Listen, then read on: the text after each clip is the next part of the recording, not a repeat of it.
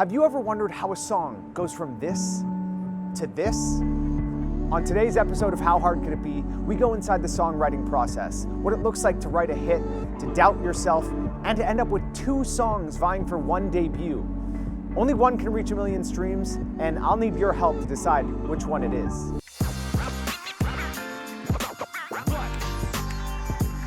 Wow, that is quite possibly the worst thing anyone has ever written in the history of ever. Oh my God. Any rules can go, but I feel like if the song's called I Always Thought, and this is a moment that feels like a pinnacle moment in the song, and it's something that's repeated, and it's one of the only things in the song that's repeated, then hate to break it to your brother, but that's a chorus. Folks, we got ourselves a chorus. Well, I gotta say, the imposter syndrome, that's part of the process of, putting out a song. So who knows? I mean, maybe this is part of the story. Stay the course. Stay the course. This is part of the process.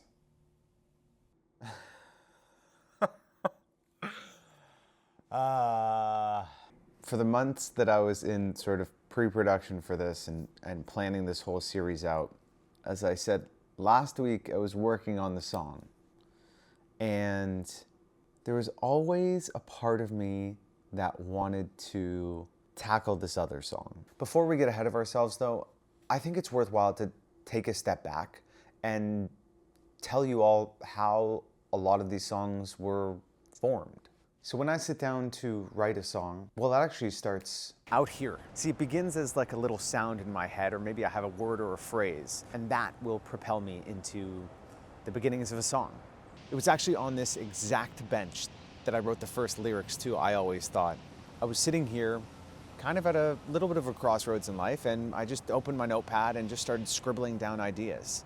Word association, maybe some rhymes, a meter or a cadence. And eventually it transformed into this.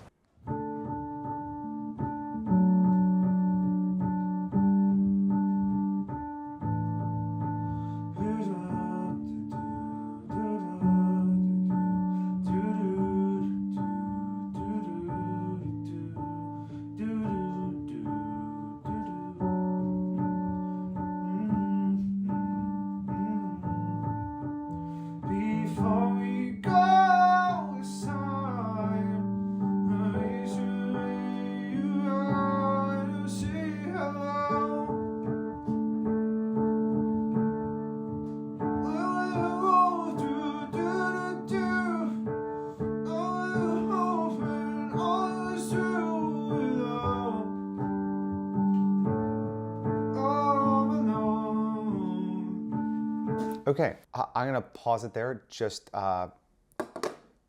because otherwise I'm gonna throw my phone against the wall. But that's a simple beat. It's holding like a D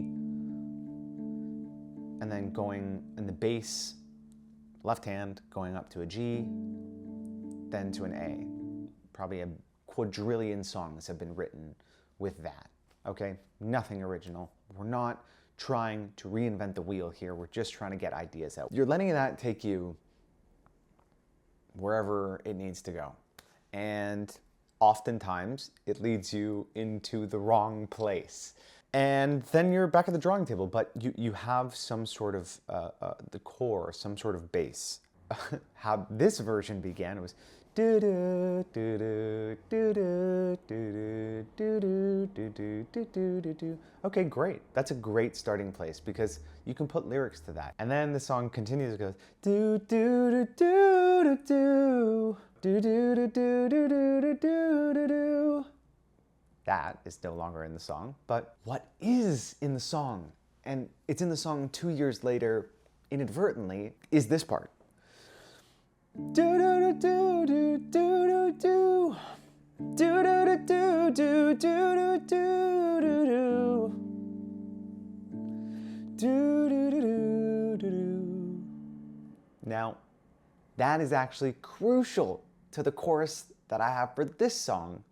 What you're about to witness is this push and pull of what a song means. And I think this is one thing that Ali pushes me on throughout this writing process that stupidly I wasn't anticipating but should have, which is like, what does the song mean? And because I kind of wrote it from scratch, or because we kind of wrote it from scratch, I didn't really like it was a musical idea in my head as opposed to, I don't know, a piece of poetry or a set of lyrics that I was putting to music. And I think that's crucial. It's like knowing what you're trying to say.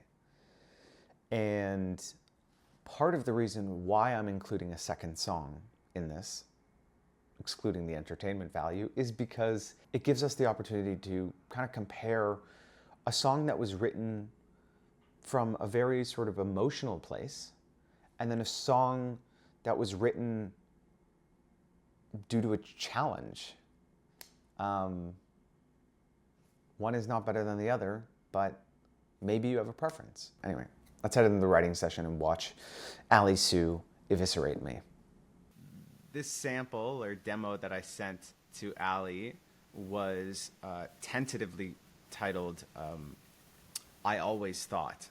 And I called it that simply because, and I don't know if you've experienced this when you write or when you're working with writers, but like I was jamming at the piano and then like while I'm hitting some chords or whatever in a melody line, I'm like, and then you finally just like kind of, your mouth kind of shapes into a phrase or a word, and that's kind of where it is, but it could very well not end up being a lyric in the song. Yeah. I think typically when that stuff happens, it's like the good stuff because it's not overthought. And I think a lot of the times our first thoughts are our true thoughts, and then we kind of complicate it with our ego and our overthinking and stuff like that. And it's hard to get back to that raw emotion sometimes when you really start digging in. So it's kind of cool when something naturally comes, and if it makes sense and it feels good, I think sometimes we should just run with it and see what happens. I guess my other question for you, well, I just shit all over your art, would be... No, it's okay. The internet's cutting out. I'll talk to you later. Bye. Single teardrop. No, I'm an actor. I can do it. I'm kidding. I can't see that. Oh, you're like, I can't even cry in real life. I haven't cried in 10 years. An emotionless being. I can tell by your music. So I was reading through the lyrics here. And yeah, I guess like what I'm missing is like, and again, it just depends on what you're trying to do, but I'm missing like your feelings. And I'm like an emotional junkie, you know, like I feel like you're really good at like intellectualizing what you're trying to say, but I don't feel like anything raw. I guess also my question would be like, what does this song mean to you and what's it about? I had a feeling this would devolve into therapy. But I really thought it was going to be with the other song. It's two things. It's that fuck it mentality to the world of like unshackling yourself from any responsibility and going for it. But I guess because the lyric I have in my head is I always thought, it's a disappointment towards the fact that like maybe it's about adulthood, like a disappointment towards the fact that you get to this certain age and you're like, wait, but I thought adulting was something else entirely. I thought we say fuck it to everything and we go here and like that's why it's like that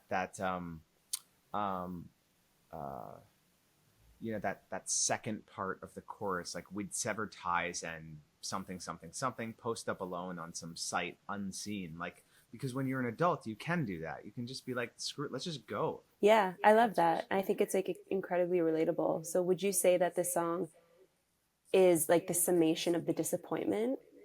Like, is it like this was the potential and it's like putting the pin in the balloon and you're just kind of like, psh, I always thought like it was going to be like this, you know? Or like, I guess, where's the landing place for you in terms of the Polaroid picture? Like, I would probably lean towards that simply because of the lyric I always thought.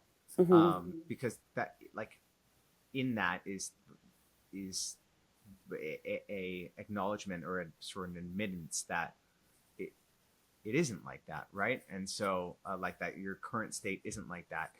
My fear with going that route is that I don't want people to listen to a song like this and just be like sad about it, Mhm. sad about like so I guess there's as if we can get to a point of hope towards the end, Mhm. maybe it can counterbalance like the negativity of like uh of a lot of adult life is, you know, fielding disappointments and unmet expectations. I would worry more about getting getting your vision out, and it's going to resonate either way, as long as it's like true to you, Okay, right? so then it is that I think we're settling on like, yeah, there's the um unmet expectations is kind of like Hmm. the core of that. Yeah, cool. I like that. I think it's like a gut puncher. And I think it's something a lot of people, and to be honest, like music doesn't necessarily have to be the piece that like helps someone feel better. It can help somebody process, because I think the whole point of music is giving words to people that don't understand how they feel, or giving people emotions that they can't quite quantify or qualify, you know? So I think that's for that reason it's important to be real. I think that's interesting to me because now it kind of gives my brain something to play with in terms of how to structure the story around it. And if we go into this landing place of I always thought, you know, maybe we illustrate the beauty of what you thought, like that innocence and the childlike wonder and the potential of the world, you know. I think it would be cool to contrast that in the verses of your actual doom and gloom in a way, right? Like it doesn't have to be like awful reality, but like the like that sort of image of the bubble bursting, or like, you know, or like is there a way to kind of illustrate the room that you're in that isn't quite as colorful as you thought it would be, or isn't quite as big as you thought, or is maybe it's not as warm as you thought, or maybe there's not as many people in it as you thought. Like, you know, is there a way to kind of illustrate your now, and then when you go into your chorus, you kind of show the contrast of the expectation not being met, if that makes sense. It no, it absolutely does. I was just writing down some words of like closed, alone, Mm-hmm. small, like those sort of like very visceral words that everyone can kind of relate to at one point in their life of just being like, wait, no, what? I can why is the version of me that can eat a full box of cookies at midnight because I don't It's the, have a bedtime it's the best version of is me. right. Like, why isn't that same person existing in all other areas of life? But then, you know, when you're a kid, all you think about is, you know, wanting that box of cookies, whereas now Mm-hmm. you're thinking about like, oh, where, like, who are my real friends? Who do I rely on? Like, you know, those Yeah, like bigger things. How am I gonna afford this or this? And like, you know, am I totally. gonna have kids? Like all these different things that you never think about when you're young. For sure. Um, It's all a balancing equation. That's how I look at songwriting, right? And it just depends on how heavy or how light you want the equation to be.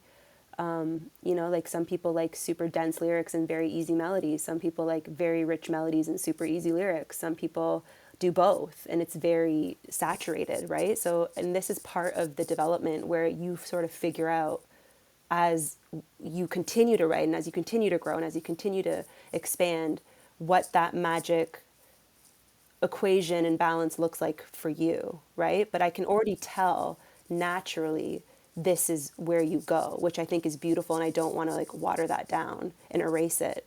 I'm wondering if there's a way to refine it that it can speak to more people. should I just see where we're at right now? Okay. Yeah. Every road, every road is open for us. They told me it's best to travel on one. Oh, the path of no return. Some ships were meant to burn. Where, where once you felt pride, demons arise. And childhood friends, some fade and some die.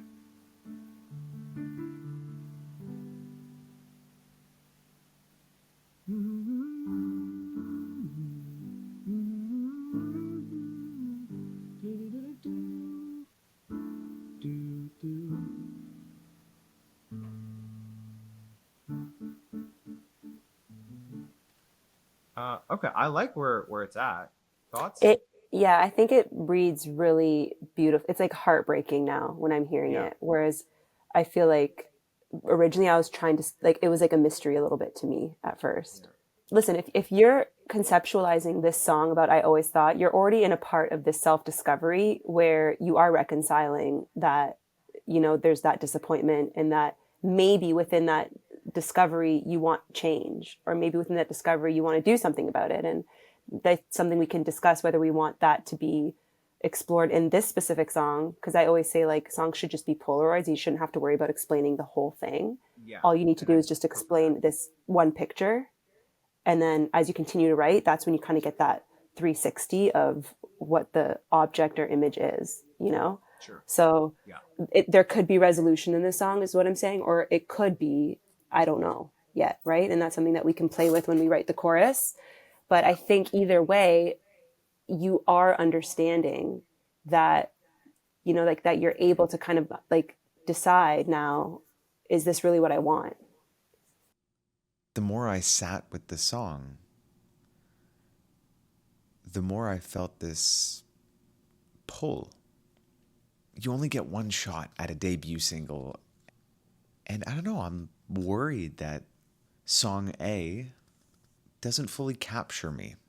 And these moments of self doubt are very normal. My producers have both shared that with me. So I decided to work on a second song. When was the last time you meant when you said I love you? Think before, let's transfigure the darkness and gloom. Avoid the paralysis that comes from analysis when you think of us two. Only so far will this distance help settle the score. Sure, it may not be a game, but it feels like a war. Both stuck on the losing team. No, this isn't some fucked up dream. Blood's been shed on the floor. If I were to look back and think of us two, no chaos, just comfort, as if we couldn't lose. But now you're all stoic and stale, unaffected while I'm left to wail. I'm foolish, delusional, wrapped in these rhapsodies, swept up in love, all but blind to the tragedy. Thought fortune favors the bold. Well, I guess I was wrong, because I have no love left to hold. The bridge section was I blinded, spellbound, or just so naive, blah, blah, blah. Yeah. Ain't affection, misdirection. See, I tried. And I'm like, Yeah, that whole... this whole section, I'm like, well, I'm hearing that you were disappointed, but I'm not seeing how you tried. Like, I'm not seeing like what you did to try. So I okay. In the sense that, right, because the vibe is supposed to be that it's, as the protagonist is supposed to see that this person is making the correct choice and walking away because this partnership isn't working anymore. But we should be able to get this whole feeling by seeing like tangible things that you're doing. Do you know what I mean? Yeah. I thought I had a little bit of that, like, I said, like, not complicit in scandals. It's like, basically I was like, I didn't cheat on you. I am bereft, or like, I don't have any impurities. And not only that, I had a ring waiting for you. Right? I know it's not what you want, but that was my attempt at that. And a Yeah. wordy attempt at it, obviously. But maybe we can change it to, because when was the last time you looked someone in the eyes and said, I'm not complicit in scandals. I have no impurities. I say it all the And time. I set aside a diamond ring, actually. I tried. I really tried. I am bereft. Yeah. Okay. You know what I mean? Yeah. What? Can you say exactly what you mean? Like, you think you can just be a little bit more straightforward? Yes. Yes. Like, just a little less Shakespeare. Less cute. Yeah. I'm bereft. Okay, one more time and really mean it this time.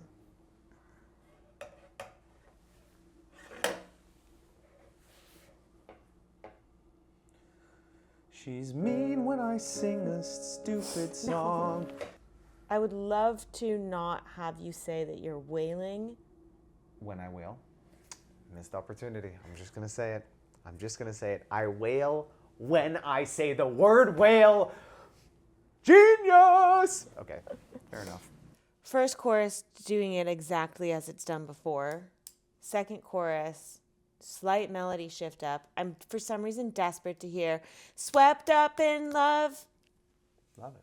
Okay. Just like all one note, but only on the second chorus. Foolish, delusional, wrapped up in rhapsody, Swept up in love.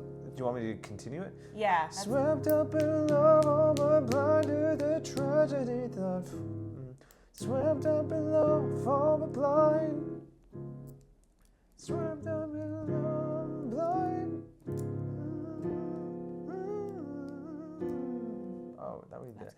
Swept up in love, but blind to the tragedy thought. Fortune favors the bold. Something like that. Yeah. I believe. I believe. All right. Okay.